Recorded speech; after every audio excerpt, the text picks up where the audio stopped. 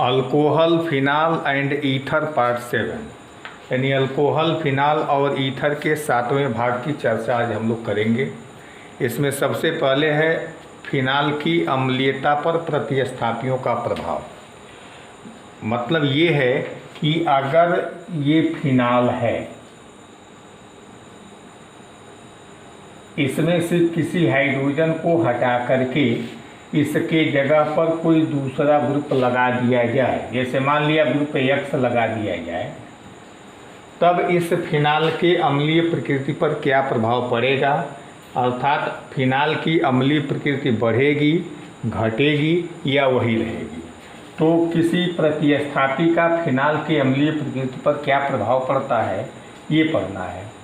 अब इस फिनाल में जो प्रतिस्थापी लगाएंगे, जैसे X लगाया, ये दो तरह का हो सकता है। एक तो इलेक्ट्रॉन खींचने वाला हो सकता है या दूसरा इलेक्ट्रॉन देने वाला हो सकता है। अगर यह स्वयं इलेक्ट्रॉन खींचता है तो इसको इलेक्ट्रॉन विड्राइंग ग्रुप कहेंगे। अगर यह इलेक्ट्रॉन देता है तब इसको इलेक्ट्रॉन रिलीजिंग ग्रुप कहेंगे।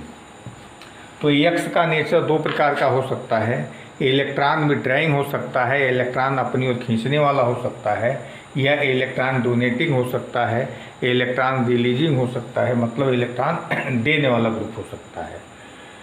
तो पहले हम लोग चर्चा करेंगे इलेक्ट्रॉन विड्राइंग ग्रुप की। बेंजीन रिंग में अगर इलेक्ट्रॉन विड्राइंग ग्रुप उपस्थित होता है तो फिनाल की अम्लीय प्रबलता बढ़ जाती है। इलेक्ट्रॉन विड्राइंग ग्रुप का मतलब होता है -I प्रभाव वाला ग्रुप। तो अगर बेंजीन रिंग में -I प्रभाव का ग्रुप जोड़ दिया जाए तो फिनाल की अम्लीय प्रबलता बढ़ जाएगी, यानी acidic strength of phenol is directly proportional to -I effect. अब सवाल ये है कि इलेक्ट्रॉन विड्राइंग ग्रुप कौन कौन से हैं, इनकी पहचान कैसे करेंगे। तो इलेक्ट्रॉन खींचने वाले समूह हैं, NO2 है, Cn है, CHO है, COOH है और हैलोजन है। तो ये ग्रुप हैं जो इलेक्ट्रॉन विड्राइंग ग्रुप हैं। फिनाल में अगर इनमें से कोई भी समूह जोड़ दिया जाए तो उस यौगिक की अम्लीय प्रबलता फिनाल की तुलना में अधिक हो जाएगी। जैसे ये फिनाल है, ये स्वयं में अम्लीय है और ये 3 कंपाउंड हैं जिसमें NO2 है, इसमें भी है, इसमें भी है, इसमें भी है।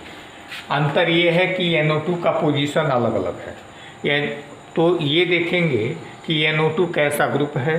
NO2 देख रहे हैं इलेक्ट्रॉन विड्राइंग ग्रुप है, तो इलेक्ट्रॉन विड्राइंग ग्रुप होने के कारण इस फिनाल की अम्लीय प्रबलता बढ़ जाएगी, यानी इन तीनों फिनालिक यौगिकों की अम्लीय प्रबलता फिनाल के अम्लीय प्रबलता से अधिक होगी। अब इन तीनों में अम्लीय प्रबलता का निर्धारण कैसे करेंगे। इन तीनों में अम्लीय प्रबलता का निर्धारण इनके स्थान से होगा। ये फिनाल, इस फिनाल में NO2 पैरा पोजीशन पर है, इस फिनाल में NO2 आर्थो पर है, इस फिनाल में NO2 मेटा पोजीशन पर है। तो नाइट्रोफिनाल के केस में अम्लता का यानी एसिडिटी का ऑर्डर POM होता है, पैरा, फिर आर्थो, फिर मेटा। यानी मोस्ट एसिडिक पैरा नाइट्रोफिनाल होगा, उससे कम आर्थो नाइट्रोफिनाल होगा और उससे भी कम मेटा नाइट्रोफिनाल होगा। अब इन तीनों से कम फिनाल की अम्लीय प्रबलता होगी। आर्थो नाइट्रोफिनाल की जो अम्लीय प्रबलता है ये पैरा नाइट्रोफिनाल से कम होता है। इसका कारण है इंट्रामॉलिक्यूलर हाइड्रोजन बॉन्डिंग। NO2 और OH समूह के बीच में इंट्रामॉलिक्यूलर हाइड्रोजन बॉन्ड होता है। इस इंट्रामॉलिक्यूलर हाइड्रोजन बॉन्ड के कारण आर्थो नाइट्रोफिनाल की अम्लीय प्रबलता पैरा नाइट्रोफिनाल से कम होती है। अब फिनाल की जगह ये NO2 के जगह पर अगर हैलोजन समूह जोड़ दिया जाए तब अम्लीय प्रबलता का क्रम क्या होगा। अब हैलोजन समूह जोड़ने पर हैलोजन 4 प्रकार के होते हैं, क्लोरीन, ब्रोमीन, आयोडीन और फ्लोरीन। यानी क्लोरोफिनाल, ब्रोमोफिनाल, आयोडोफिनाल और फ्लोरोफिनाल। इसमें अम्लीय प्रबलता का क्रम क्लोरो में सबसे अधिक होगा, उससे कम ब्रोमो में, उससे कम आयोडो में, सबसे कम फ्लोरो में होगा। यद्यपि कि फ्लोरो फिनाल की अम्लीय प्रबलता सबसे अधिक होनी चाहिए, क्योंकि फ्लोरीन परमाणु की विद्युत ऋणात्मकता सबसे अधिक होती है।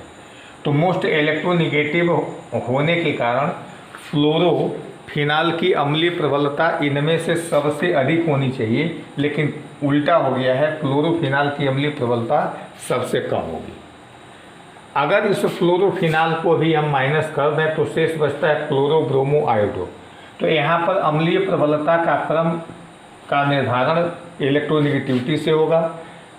क्लोरीन की इलेक्ट्रोनिगेटिविटी इनमें सबसे अधिक है, तो ये मोस्ट एसिडिक होगा। फिर ब्रोमो वाले का एसिडिक स्ट्रेंथ होगा और सबसे कम आयोडो वाले का होगा। तो इस आधार पर इलेक्ट्रोनिगेटिविटी के आधार पर फ्लोरोफिनाल को मोस्ट एसिडिक होना चाहिए, लेकिन ये लिस्ट एसिडिक है। कारण इसका है कि ये आर्थो पोजीशन पर है। आर्थो पोजीशन पर होने के कारण इंट्रामॉलिक्यूलर हाइड्रोजन बांड बनता है फ्लोरीन और हाइड्रोजन के बीच। तो जब इंट्रामॉलिक्यूलर हाइड्रोजन बांड बन जाएगा तो इस H का H+ के रूप में निकलना मुश्किल हो जाएगा, क्योंकि ये हाइड्रोजन दोनों तरफ से बढ़ गया, इधर ऑक्सीजन से इधर फ्लोरीन से, इसलिए ये हाइड्रोजन H+ के रूप में नहीं निकल पाएगा, निकलना कठिन है। इसलिए फ्लोरोफिनाल की अम्लीय प्रबलता सबसे कम हो जाती है। यानी हैलोफिनाल में फ्लोरोफिनाल की अम्लीय प्रबलता सबसे कम होने का कारण इंट्रामॉलिक्यूलर हाइड्रोजन बॉन्ड है। अगर सेम हैलोजन हो, केवल पोजीशन का अंतर हो, जैसे इन तीनों में एक ही हैलोजन है, सेम हैलोजन एटम होने पर अम्लीय प्रबलता का क्रम आर्थो, मेटा और पैरा होता है, यानी OMP होता है। बेंजीन रिंग में इलेक्ट्रॉन रिलीजिंग ग्रुप उपस्थित होने पर अम्लीय प्रबलता बढ़ती है। अभी हम लोगों ने डिस्कस किया कि बेंजीन रिंग में अगर इलेक्ट्रॉन विड्रॉइंग ग्रुप होगा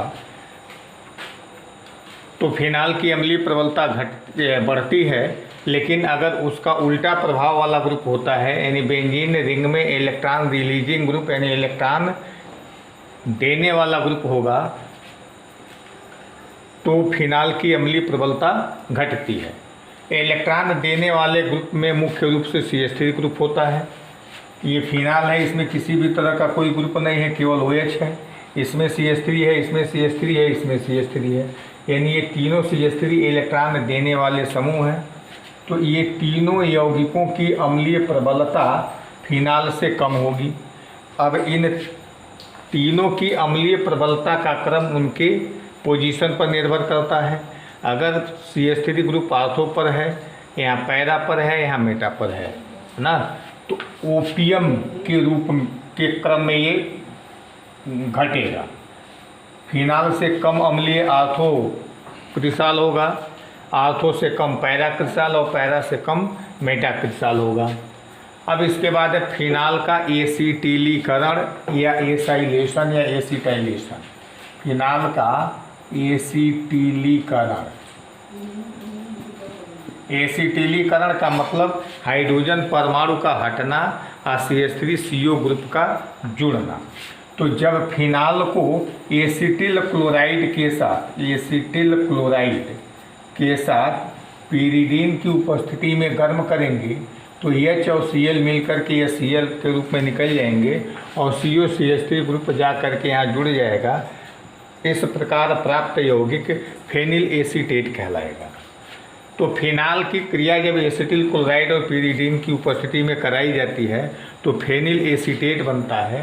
अब यहाँ पर एक एडिशनल चीज़ आपको बताई जा रही है, फ्राइज रीअरेंजमेंट। इस फेनिल एसीटेट को अगर निर्जल एल्युमिनियम क्लोराइड की उपस्थिति में गर्म किया जाए तो फेनिल एसीटेट के आर्थो और पैरा पोजीशन पर जो हाइड्रोजन आइटम है ये अपने आप ये प्लेस को चेंज करेंगे, यानी हाइड्रोजन आइटम चला जाएगा यहाँ COCH3 की जगह पर और COCH3 चलाएगा हाइड्रोजन की जगह पर या पैरा की जगह पर।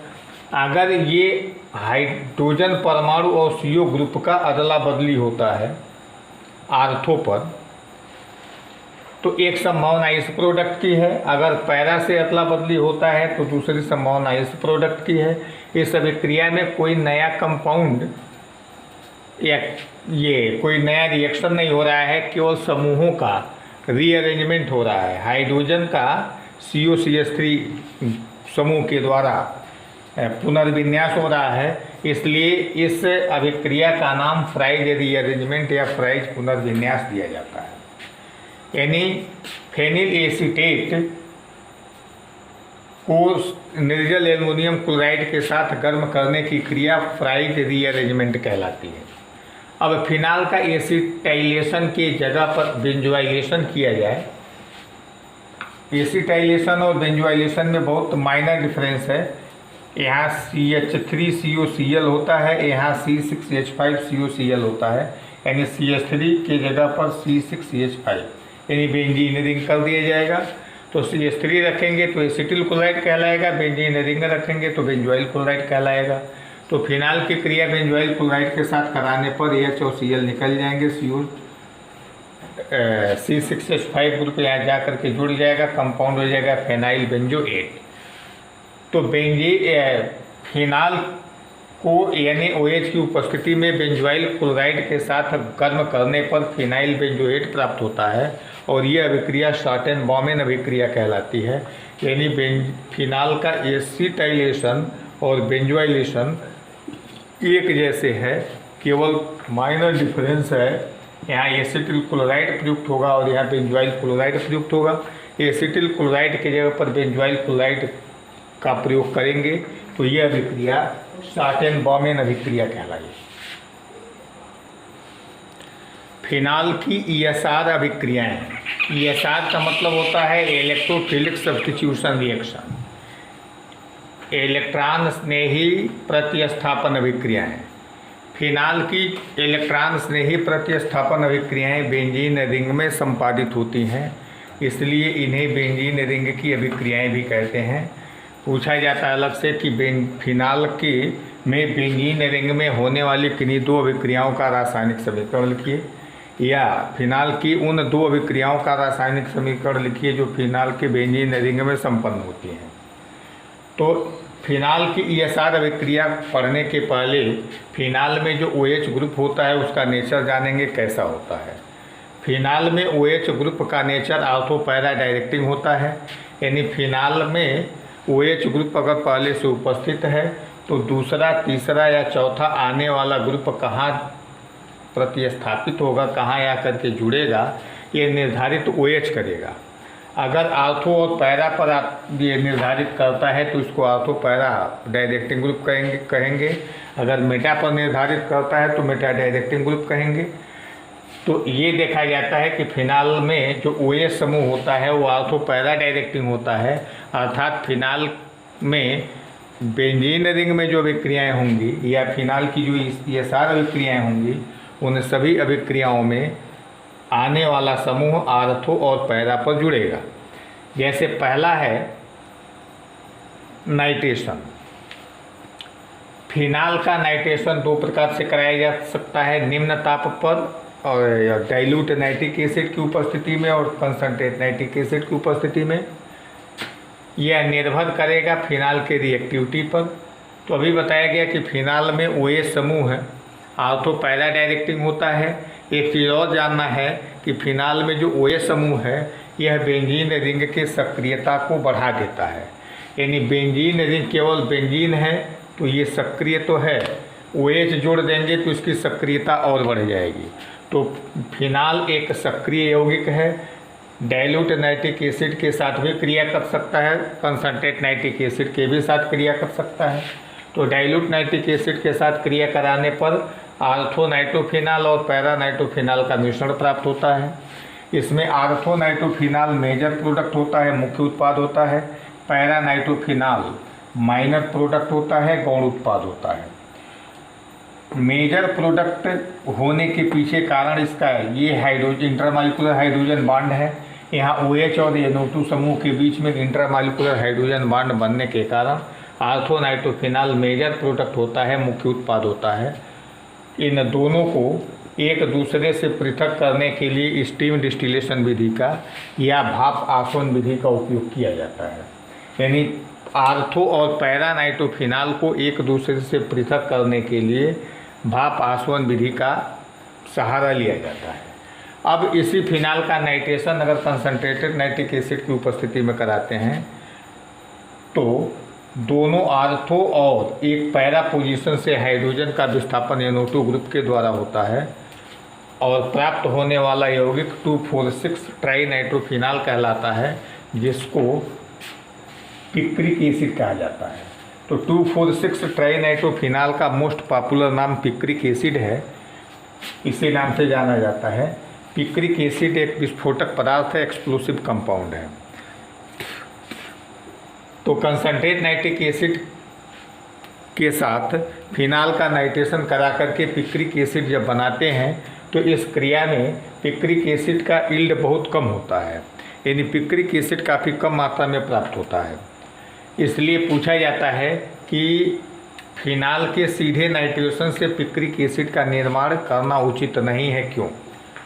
तो पहला कारण ये है कि फिनाल का डायरेक्ट नाइट्रेशन करके पिक्रिक एसिड बनाने पर यील्ड कम मात्रा में प्राप्त होता है, और दूसरा कारण ये है कि कंसंट्रेट नाइट्रिक एसिड एक प्रबल ऑक्सीकारक होता है, ये फिनाल को ऑक्सीकृत कर देता है। इसलिए फिनाल के डायरेक्ट नाइट्रेशन से पिक्रिक एसिड का यील्ड काफ़ी कम मात्रा में प्राप्त होता है। अतः फिनाल के डायरेक्ट नाइट्रेशन से पिक्रिक एसिड का निर्माण करना उचित नहीं है।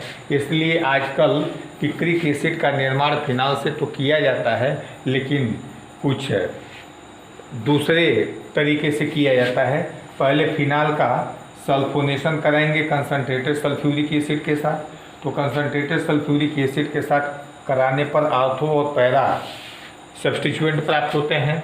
फिर इस आर्थो और पैरा सब्स्टिट्यूएंटेड प्रोडक्ट से का कंसनट्रेटेड नाइट्रिक एसिड के साथ नाइट्रेशन करेंगे, तब जा कर के पिक्रिक एसिड या 2,4,6 ट्राइनाइट्रोफिनाल का अच्छा यील्ड प्राप्त होता है। तो फिनाल से पिक्रिक एसिड अगर प्राप्त करना हो तो ये रिएक्शन काफ़ी महत्वपूर्ण है, काफ़ी इम्पॉर्टेंट है। इसी के द्वारा फिनाल से पिक्रिक एसिड का निर्माण किया जाएगा।